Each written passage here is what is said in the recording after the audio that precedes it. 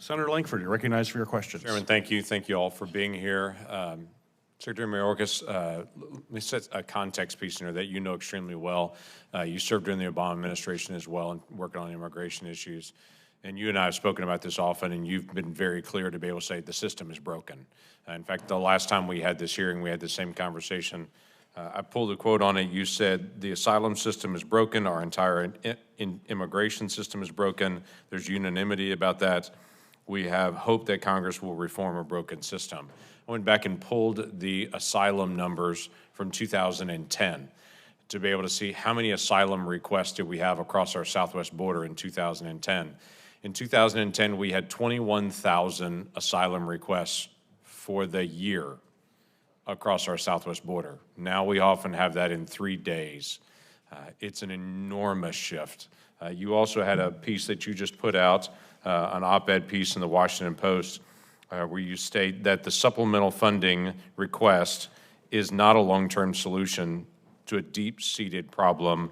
We need changes in our national immigration law. So I'd like to zero in on that conversation today. What are the key changes that need to happen in the law? And I'm going to go through quite a few issues here. Hit the high points. What are the things that need to be able to change? Senator, we need a functioning system that marries labor supply with labor demand. We need a functioning system in the asylum arena so that our core value of providing humanitarian relief to those in need who qualify is actually executed with efficiency and with speed, and the ability to remove individuals who do not qualify is similarly executed with efficiency and speed. We need to provide a lawful pathway to citizenship for so many millions of people who have been resident in the United States and productive contributors to our country's prosperity. We need to take care of the young people who know no home other than America, the dreamers who have contributed so much. Those are some of the elements. Secretary Mayorkas, several of those things don't reduce the number of people coming. They're dealing with people that are physically present here.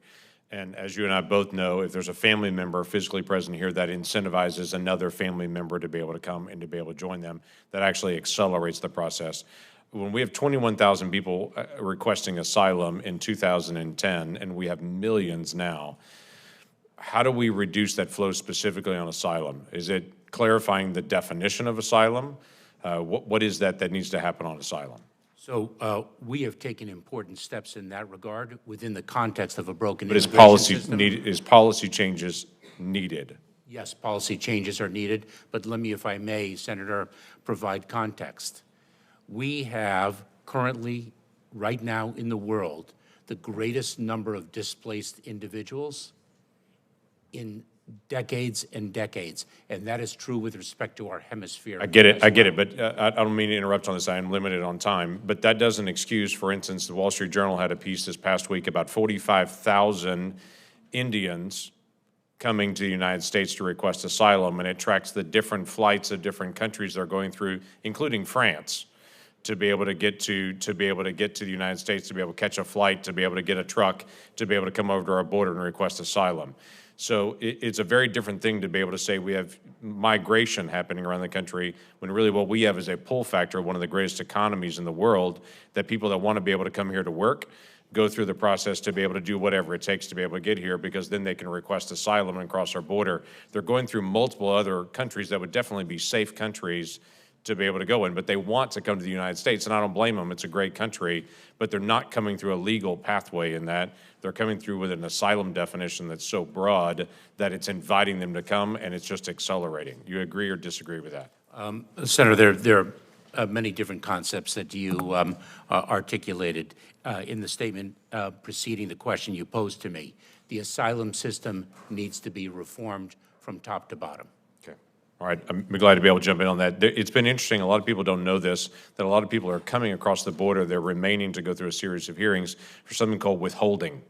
That is a number that's rapidly rising as well. Are there changes needed in clarification to be able to make sure that decisions can be made faster on the issue of withholding? Yes, Senator, you are speaking of withholding of removal. Yes. It is one element. The companion element is the Convention against torture. Our system needs to be able to work efficiently and expeditiously while not compromising due process. How do we deal with recalcitrant countries as well? You've dealt with that in Venezuela, for instance, as you mentioned earlier. We're now 1 year into the Venezuela program. If we go back a year ago, we had about 22,000 Venezuelans that are coming through in a month. This past September, we had 66,000 in a month that came across. You've now made an agreement with Venezuela. They're accepting people back. And as you mentioned before, the numbers dropped dramatically.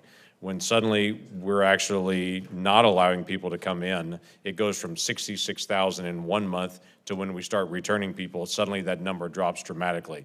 Things haven't changed in Venezuela, but they've changed in how we're applying that policy, and we saw a dramatic decrease in the numbers there.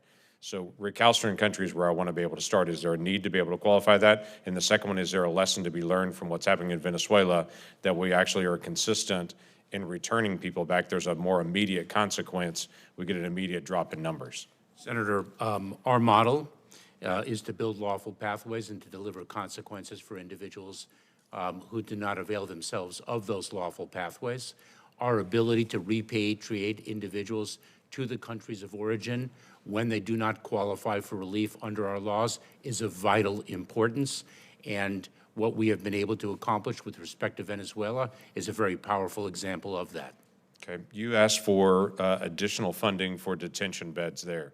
What is the right number to be able to process individuals near the border, to be able to make decisions and to be able to respond, rather than having to release so many individuals on their own recognizance and saying, we'll follow up with you in the days ahead, we don't have time to process now? Senator, we have been employing expedited removal. But most people are actually not removed quickly, though they have the title expedited removal. It may be years before they're actually removed. We actually have been able to remove people under that process expeditiously, as its title would indicate, and the additional detention beds that we have sought in our supplemental funding request is to be able to expand expedited removal consistent with the model that I outlined. Okay, thank you. Thank you, Mr. Chairman. Thank you, Senator Lankford. Senator Rosen, you're recognized for your questions.